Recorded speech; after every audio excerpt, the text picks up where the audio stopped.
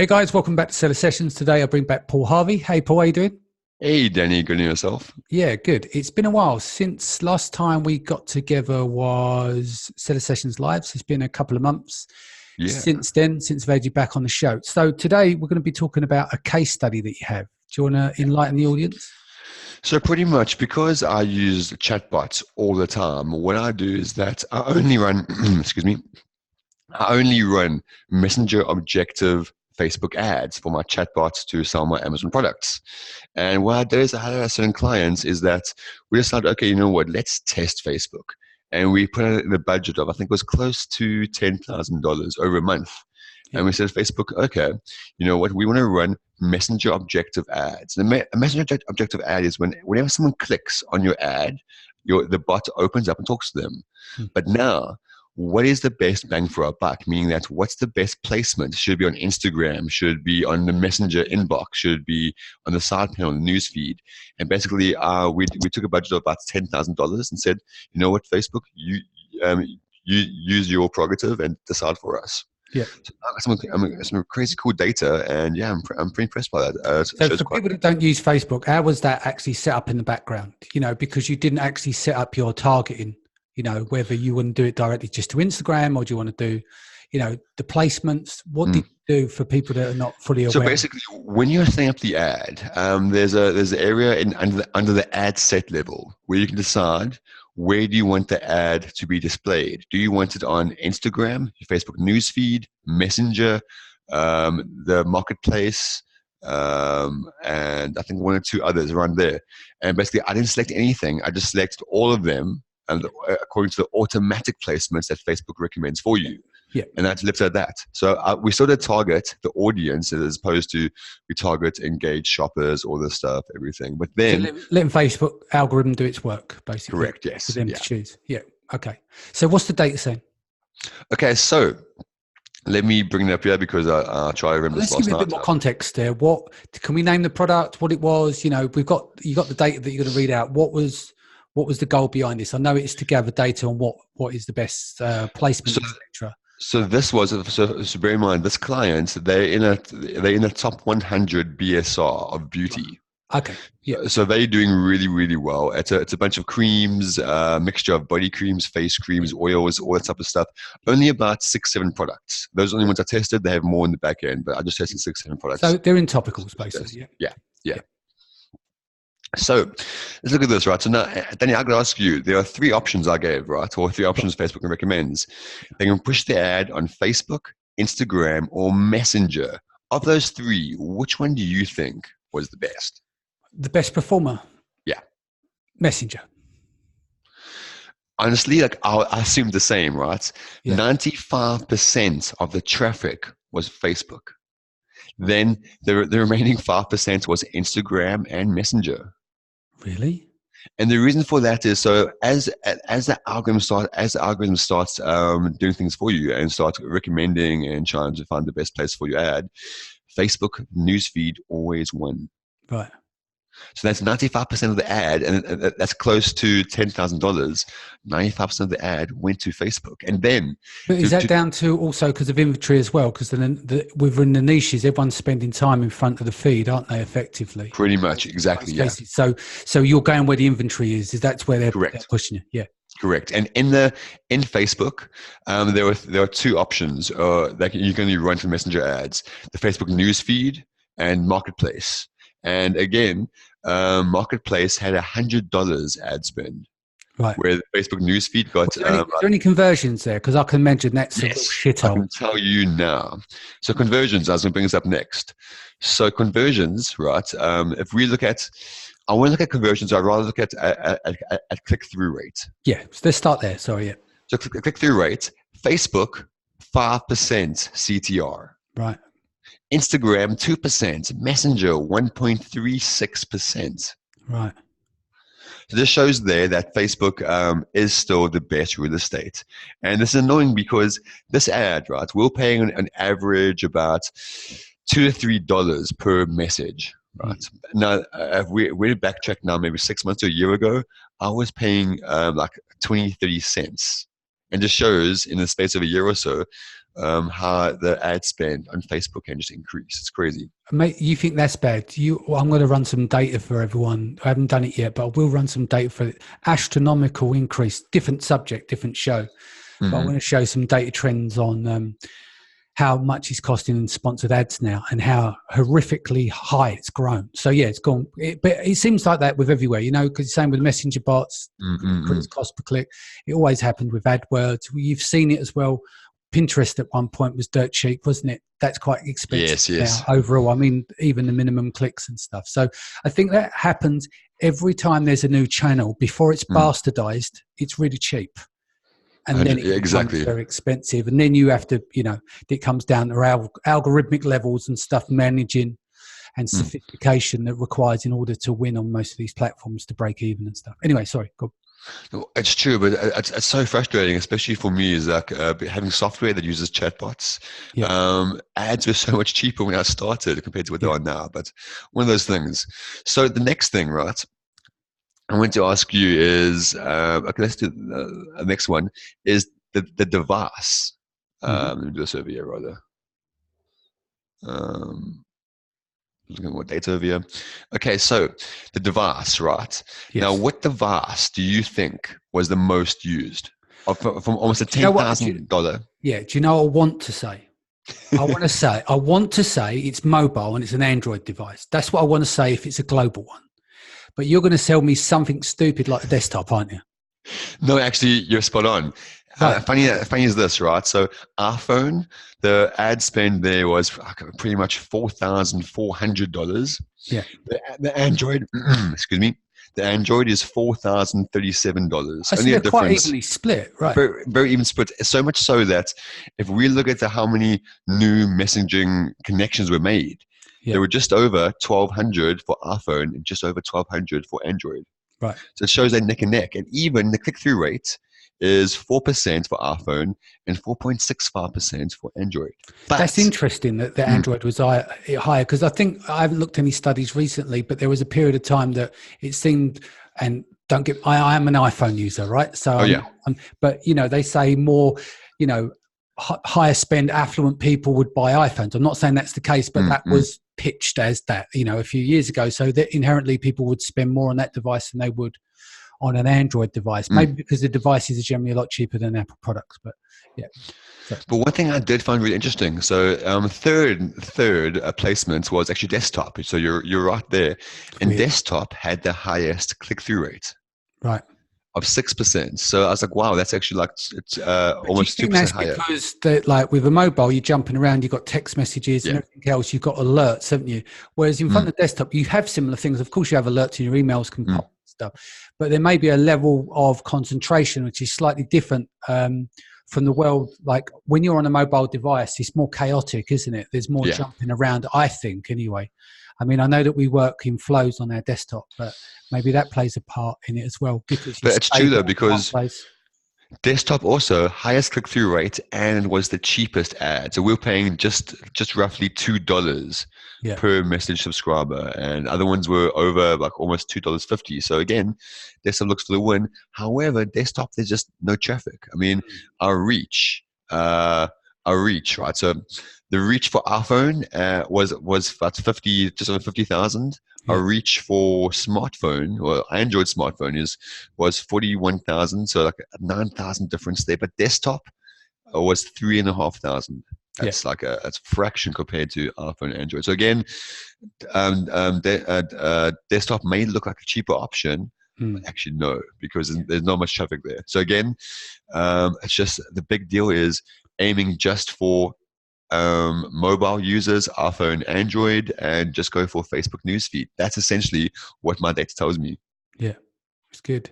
So what other tests are you setting up for the future, and how can you balance out these tests like so they're in nice isolation? Because like, do you've done these tests, did you set like a benchmark? Okay, we're going to do these for 4 weeks and we're going to partition these campaigns X, Y, and Z, or what was the method behind the so test? A good question. I was going to bring up my next report over here. I'll show this to you over here. So again, let me go over here. Let me just turn this off over here.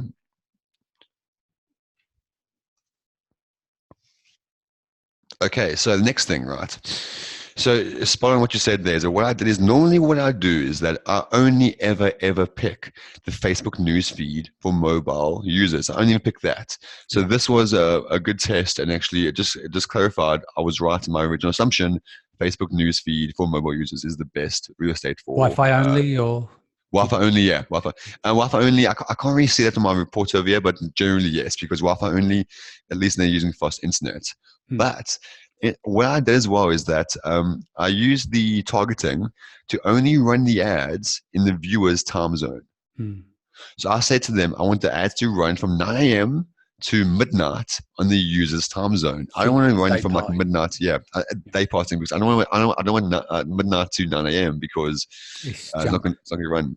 And interesting though, the best time of day was between 8 and 9 at night. Hmm. That's when I got the most clicks, between Right. 8 and 9 at night. Yeah. And the cheapest time of day, funny enough, was 10 to 11 in the morning. Right. And this one thing over here is that what's nice about this now is you can take across this day parting and actually look across and see and actually run the ads in the best time zone what suits your customers better. Hmm.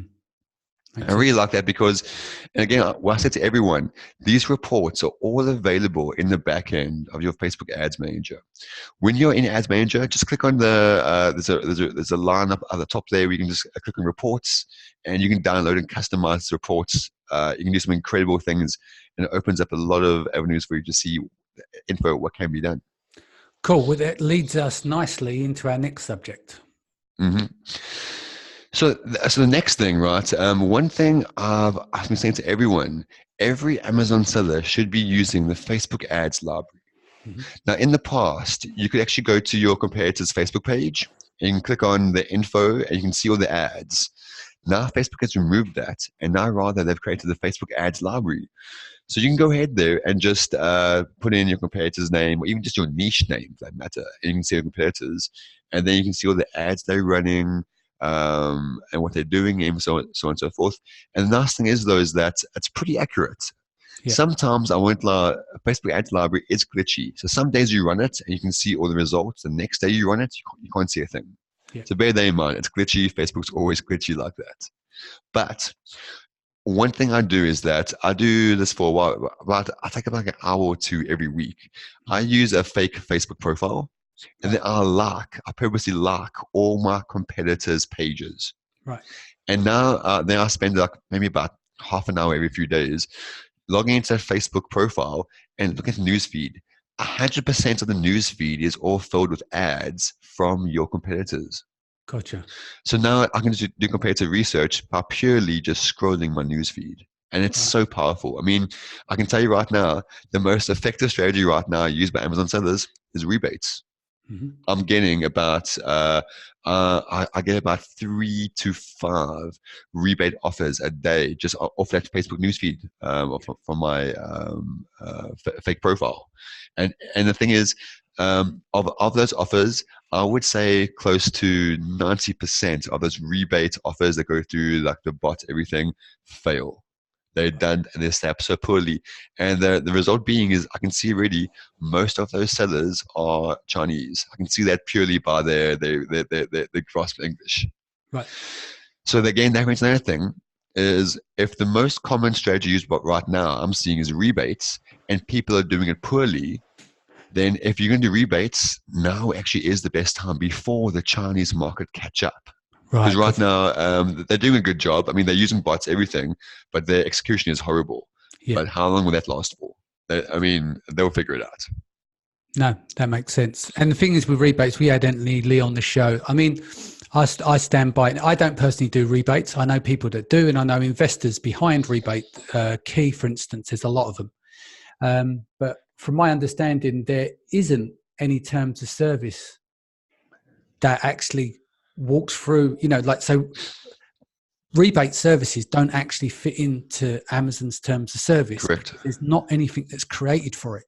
So that becomes possibly a shade of grey area and at your own risk. But I don't think anyone's been suspended for rebates Exactly. in the service. And again, what I think, and this is my assumption, is that I always say this, is that if we go back to the time of incentivized reviews, when they used AMZ Tracker, all those type of things where you can give a product away and give like a 5-star review. Back then, back in the day when that was it was grey hat. Yeah. And everyone did it. And then when when Amazon made the changes, there was no repercussions to the people that did in the past. Going forward, yes.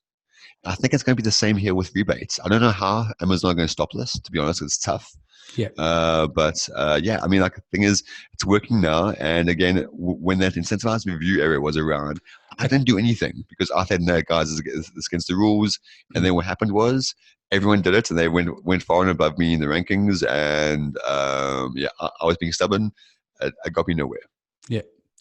Well, the only thing you got to be careful about rebate, I mean, you can do a search on YouTube.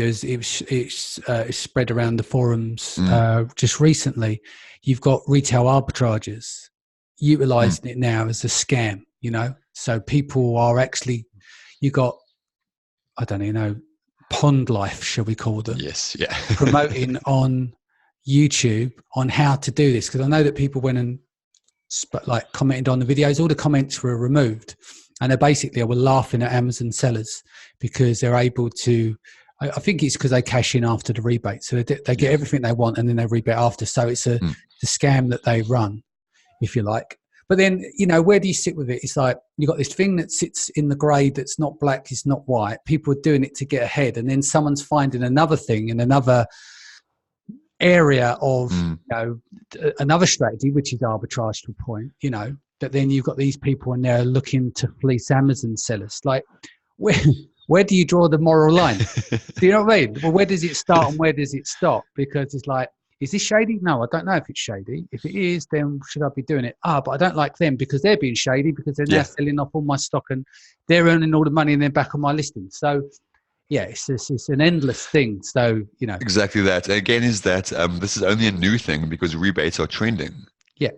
If it wasn't trending, it wouldn't be a thing. So again, is that I think guys like that do those shady things, they're doing this type of the arbitrage, it's going to come back and hurt the sellers really well. Yeah. But also, you guys look at the other side, is that Amazon... Well, it's the same as these people that, it's the same with the people that clear out the promos, these scumbags out there. There's people that's created software specifically to do that, which is morally bankrupt to me. Oh, yes. In the event is like it's fair game. Yeah, let's go and clear out that seller's savings who's trying to get off the ground as an entrepreneur. That, for me, scumbags, absolute scumbag, morally bankrupt, wouldn't want anything to do with them. And I don't like, if you can put your head on the pillow at night, good luck to you. But I get on a rant about that. That annoys me when someone specifically makes software to sell, to leverage other sellers like that, to clear them out of their own income. I think is disgusting. Absolutely. And absolutely right. And eventually you're saying that eventually there will be software to find rebate offers. Yeah. I mean, if you go into the Facebook ads library and type in rebate, you can see a list of pages that do rebates for Amazon sellers. Yeah. So right there and then, if you want to arbitrage, it'll take a matter of minutes to find those pages. Yeah.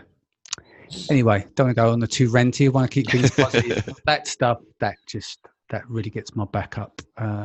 When people work hard, all they're trying to do is better themselves and build things, and try and do things the right way where they can. And then things like that happen. So final wrap here on a positive note. Final wrap. Well, I would say to everyone, I'm a data freak, so I like numbers and stuff. But really, really, if you're doing any type of Facebook ads, go into your Facebook Ads Manager and look at your reports.